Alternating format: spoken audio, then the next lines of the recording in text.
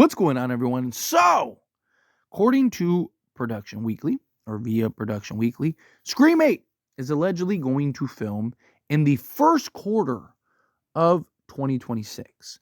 So, Scream 8 is coming, and it's coming fast, right? So, this film is, Scream 7, right, is going to come out, and then almost immediately they're going to go right into film. It's scheduled to release in February, right? So you're talking about this Scream 8 being filmed or beginning to film immediately after its release. Maybe even right before, but likely right after.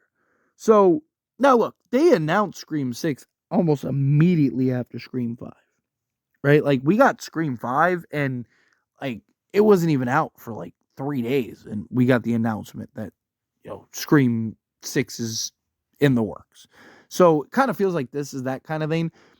Cat's out of the bag for most of us. We got to keep in mind, like, they haven't made the official announcement, so like the general audience isn't aware. People like yourself that are watching this video, and me that are, we're looking up YouTube videos, and we're diving into information, and we're trying to stay up to date. Like, we're familiar with it, but the general audience isn't, right? Now, what this does lead me to believe, though, is that that Scream 8 is going to pick up right where Scream 7 left off. And I don't mean necessarily like directly, right? Like, the way it ends is like the same scene in continuation at how Scream 8 starts. I'm not saying it's going to be necessarily like that, but I'm saying, like, I think Scream 7 is going to be a setup movie. I've talked about this very heavily, right? That I believe Scream 7 will be the setup and establishment film that, the moment that they announced Scream 7, there were rumors from multiple credible sources that were like, hey, they're going to do a new trilogy centered around Sidney Prescott. And then, yes, granted, we don't know and have confirmation that Scream 8's coming out. But again, like, if they're able to finish Scream 8, they're going to do Scream 9. Right? Like, their plan was Scream 7 was supposed to be a trilogy of the Sam saga, which they would have done had the the Melissa Barrera situation never happened. Right? So, again, I look at this and I go, like, yeah, they're more likely than not going to do a new trilogy. Right? So, I think what'll happen is what we saw at the end of Scream 5, where, Scream 6 will, or Scream 7, there we go. Scream 7 will come out. And then I think almost immediately we'll get the official announcement for Scream 8, and then they'll start filming almost immediately. And I think that this will be one of those things where it picks up shortly after where the last one left off, right? If not almost immediate, or maybe even immediate, right? Like, it's very possible that you have some like big cliffhanger ending and this film picks up right after, right? But also the question is, like, how far are they willing to break the mold, so to speak, right? Like, because usually you have the opening scene, and you have the opening scene kill and all that stuff, and then that transitions into, your movie itself, right? And kind of sets the tone for the movie going forward. Do they do something where maybe they don't have an opening scene, or at least not to the level that we're accustomed to in 8, right? Maybe it is kind of continuation, but maybe people still die, but it's not like the setup where, it's somebody in a house or whatever, right? Maybe it's like, somebody we think that survived in at the end of Scream 7 that ends up actually dying in Scream 7, right? Or do they go like, kind of like the Cotton route, right? Like in Scream 3. Like, how are they going to approach this? I'm excited for that, right? Like, now, again, this is obviously going to be a Sydney-focused film. A lot of talks about them doing a new trilogy. Well, bare minimum, we're getting 2 movies. So, again, I will be pretty surprised if they don't do a new Sydney trilogy, right? Like, especially if you have Nev on board, right? Like, and you've worked it out. Now Kevin Williamson's on board, and he's expected to be back for Scream 8. And, so now you're going to have Nev and Kevin kind of at the helm, operating and running this thing for probably in the next 3 films, right? Now, again, to me, it's about the storytelling and execution.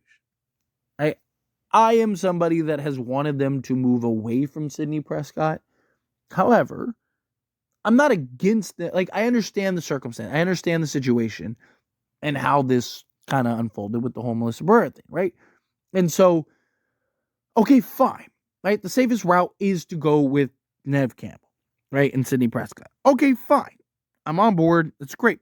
But that doesn't mean that, like, you can just have this be some random hodgepodge mess, right? Like, we need good execution. We need good storytelling. We need good delivery, right? We need character development, right? Like, I don't want Sydney in the movie just to have Sydney in the movie.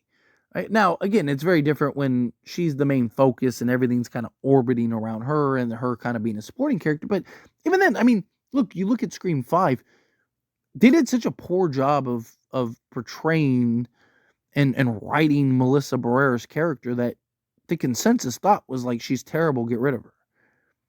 Right? And then, you fast forward and then, people kind of came around in the next film, but still that wasn't that was a genuine thing. Like, people weren't happy about Miss Barrera, and I don't think a lot of it was her. I think a lot of it was just a lack of writing. And you look at Sydney in Scream 5, like, Sydney had no purpose in Scream 5. Like, there was nothing. She didn't drive the plot or anything, right? I mean, so much so, that was even a point of discussion recently, right? And Kevin Williamson even talked about, like, her just showing up at the end to shoot Ghostface, and that's that, right? Like, so, again, I need them to do a good job of just the execution and storytelling and delivery and whatnot, right? Like, don't drop the ball here, right? Like, you have a potential to do several more films, right? And, you have it with the face of the franchise. Outside of Ghostface, it's Sydney, right? Like, so, you have a real opportunity here to,